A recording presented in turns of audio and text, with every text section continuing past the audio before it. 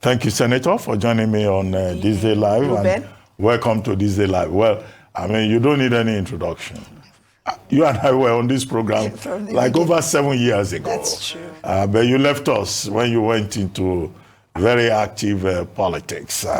But so it's good. It's a homecoming for you. But since you won your election to become Senator of the Federal Republic, one persistent complaint has been that you are sidelined. You are not allowed to represent your people. As recently as about a week ago, Senator Godswill Akpabio had to remind you that if you wanted to make a contribution to the budget for the FCT, you needed to go through process. You know, serve a motion on notice and then raise objections. Better for you to just complain that you are being sidelined. You know, you didn't follow the process. So why would anybody sideline you when you are representing your people who voted for you? Well, Ruben, the truth is that I did go through the process. But at this point in time, I think that since we're in the process of discussion and sorting it out, I would like us to leave that and go to how my constituency is being marginalized generally. FCT has the unique situation of having the president as the de facto governor of the Federal Capital Territory, and he administers that territory through a minister and one elected senator and 2 House of Rep members. Also, all the members of the National Assembly, because they are in fact the equivalent of the State Assembly for the Federal Capital Territory. They are also responsible for ensuring that the rights of the people of FCT are maintained just like any other state assembly. So it's not just that, but because I am the highest elected official in the FCT, everything that happens in the FCT, the people complain to me and expect me to go through whatever authorities I need to get it sorted out. A few days ago, there was a fire in Abuja. It was me they told, this is what we need, this is what must be done, you must get the minister to do this A, B, C, D. In the past, that arrangement has always worked very well, but it has not been so seamless with the current minister of the Federal Capital Territory. And I'm not sure why, but he has said that he does not, that I claim that I'm the senator of the FCT. But I am saying... You claim or you are? That's what he says. I am the senator, but he claims. He said in interviews that I claim I'm the senator of the FCT and he's not obliged to deal with me. But I am saying that by Section 122 and 124 of the Evidence Act, he is bound by the judicial notice of the occupier of the seat of the senator of FCT. I'm also saying that the Section 24 of the Constitution of the Federal Republic of Nigeria imbues on him a duty, that is the Honorable Minister. But I'm not calling any names because anybody who is minister is bound by those same laws and duties to abide by the Constitution, to respect all its ideals, institutions, and legitimate authorities inter alia. So just the same way that some Nigerians would have voted for the president and some would not have, but as soon as he's declared president, he becomes the president for everybody, and nobody can pick and choose who they would rather be president. And therefore, the same applies to all offices, regardless of party or any other position. Madam, the man you are talking about, his name is Wike, former governor of Rivers State, and is now minister of the FCT.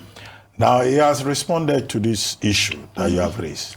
He says you want him to be your friend, and that he doesn't want to be your friend. That is it by force, that you should leave him alone. Please, what constitutes friendship between two people who've never met each other? I have never sat in the same room with the minister except in a Senate committee. So how does friendship arise? Why would I want to be the friend of somebody I do not know? The truth of the matter is that the minister refuses to speak or communicate in any way with senator representing the Federal Capital Territory. So how are the wishes and the needs of the people to be communicated to him? Please tell me if you know a way. Well, but he says he's minister and he's doing his job. He has commissioned some roads. He has renamed some roads. He has built, some projects in the place. He has appointed permanent secretaries. And he says he's concentrating on his work in Abuja. And he doesn't want blackmail. He says you are blackmailing him. To do what? To regard the needs of the people. The minister may be a great minister in a ministry that has no people.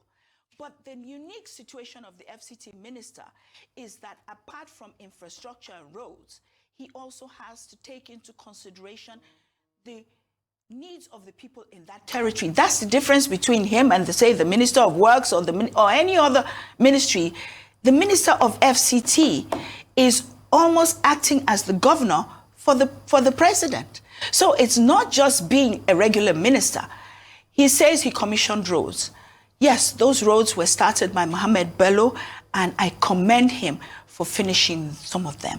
But also, just like the people took me on when those roads were commissioned, they said, Madam, you people are celebrating roads in Maitama, Asokoro, and Central Business District. The bulk of the people do not live there. Show me the projects where the people live. That's the difference. It's almost like a governor telling you that he built some roads, so he doesn't care what the needs of the people are. They have needs. So it's not good enough. The people are not impressed. I commend him because I see that some things are done. But at the end of the day, they don't have water.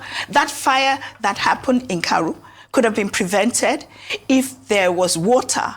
But I don't know if you know Abuja.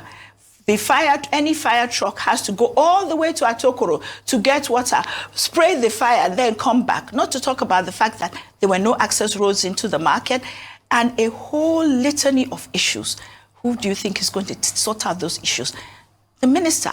But the people are going to tell the senator, not the minister. The same way, insecurity. The people scream, senator, senator, senator. Senator says, minister, sort out insecurity. He says he does not have to speak to me, so I spoke to him on channels. Just like a lot of the issues that I'm going to bring up today, he'll hear from Arise. Okay, Madam, do you think that your complaint is not just about Wike? You have also been quoted as saying that you are excluded from most of the key decisions affecting the Federal Capital Territory in the Senate. Do you think this is because you are from a minority party, Labour Party, or do you think it's because you are a woman? 4 of you, 4 women in the National Assembly. It's not because I'm a woman. In all fairness to the Senate as a body, it's not very difficult to exclude the women, and they do not exclude us.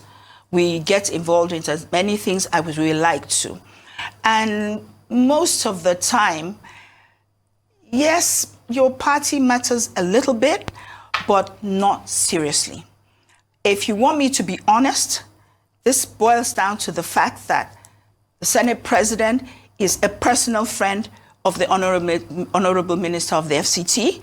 So when things that they think Senator Kingibe might object to are brought, I'm not sure. As I said, this is a topic I'd rather wait, since I plan on coming back to you in another week to discuss in details. I was planning to have a general discussion with you today, but I am on several committees. I'm not excluded from any of them. I'm aware of every little detail that goes on in every other committee. Why is this committee special? You would think it would be the reverse, because I'm the senator representing that place, as most other senators are called on when things affect their constituency. So it's something that needs to be sorted out privately in the Senate. And if it's not sorted out privately in the Senate, then we can discuss it publicly. Okay, I get the point about the friendship between Akpabio and Wike. But there's also something about style and communication. If you as a senator from the Labour Party, if on the floor of the Senate you behave like this obedient on social media, that could create a problem. Because Wike has said, look, that you expect that he will report to you. And he as minister, he will not report to a senator. No minister has ever reported to any senator. If you look back in fact, if you look back several years, most ministers and the senators don't even usually come from the same party. But they work in synergy. Synergy is the key word. Reporting to anybody does not arise. And our proceedings in the National Assembly are recorded.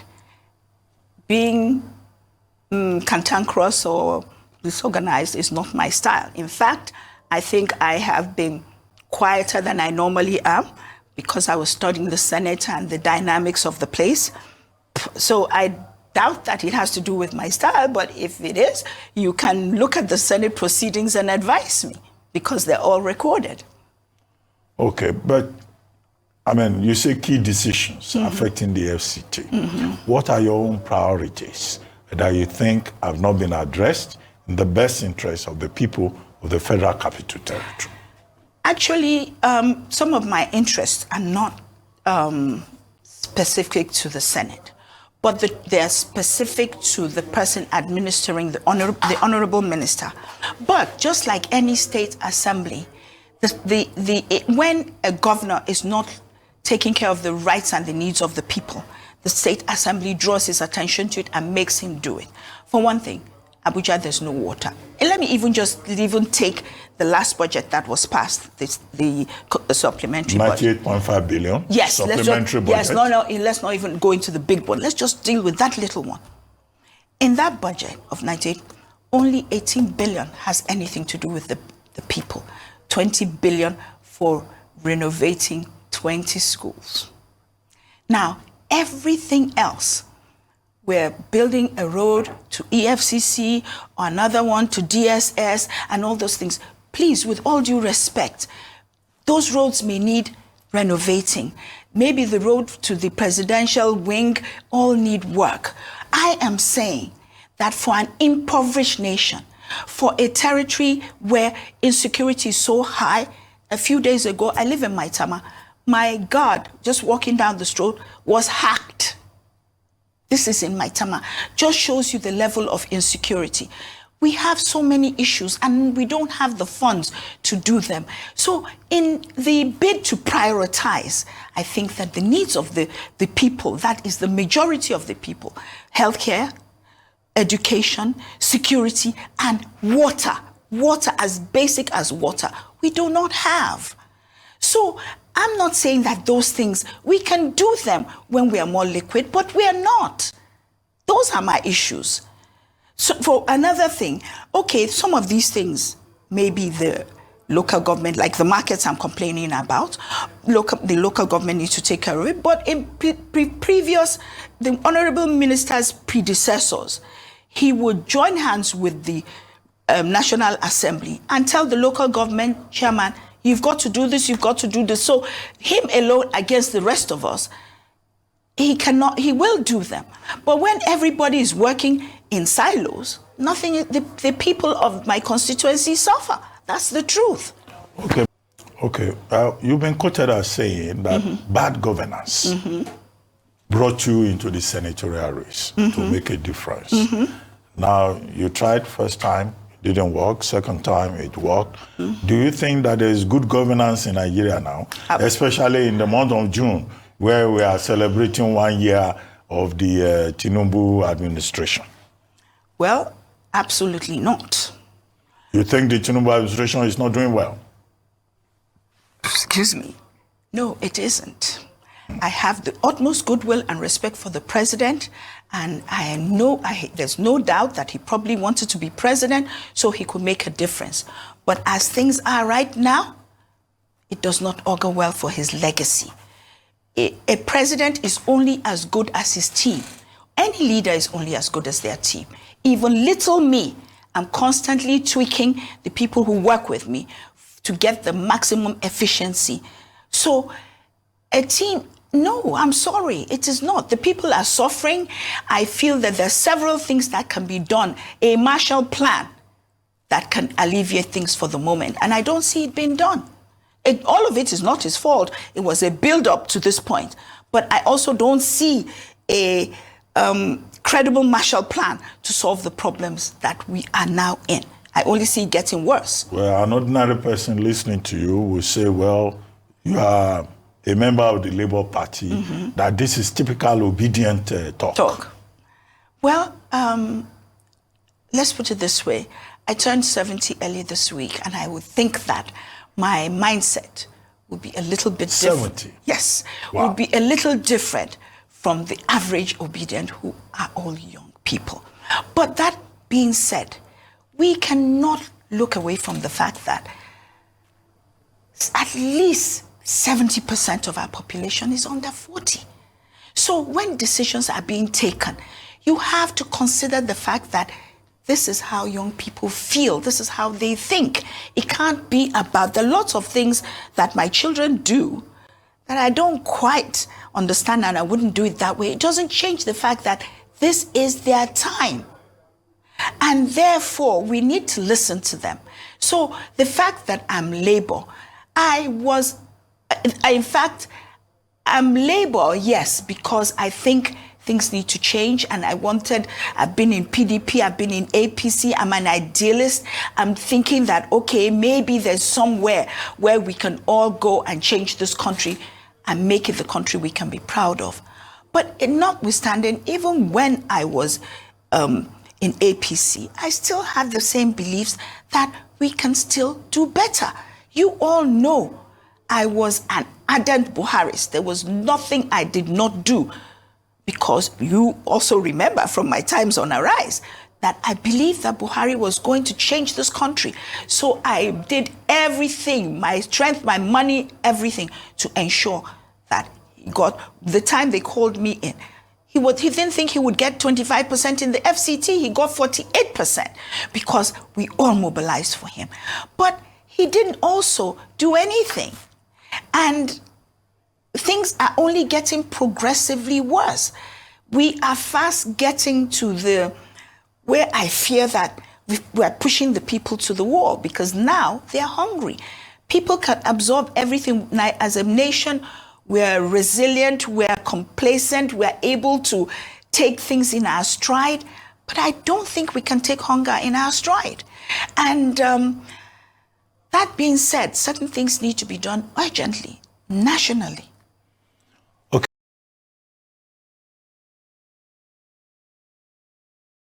It's very, very key for us. I overheard somebody in our eyes this morning. Unfortunately, I hear the person is a member of National Assembly. It's unfortunate I say so. With all due respect, what you don't know, you don't know. What you know, you know. And the good thing for you is to tell people that, look, I don't know this. And people will educate you. The Honorable Minister of State and my humble self, we have not been in office for more than 10 months, 11 months. And to the glory of God, the person is angry that they are praising us. If you don't want, go and hang yourself in a transformer.